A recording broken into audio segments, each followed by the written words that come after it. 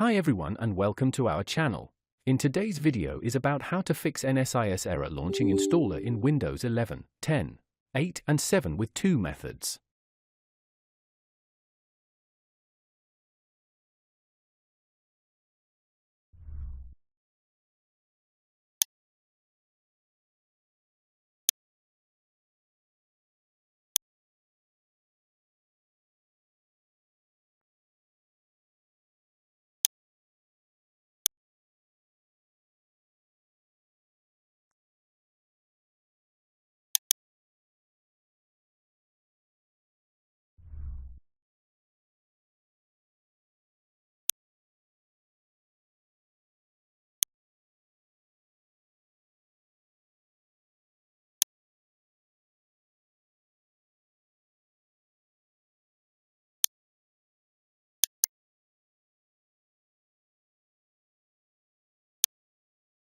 If you found this video helpful, please like to encourage us and subscribe to our channel. Leave comment and share it with others so they can benefit too.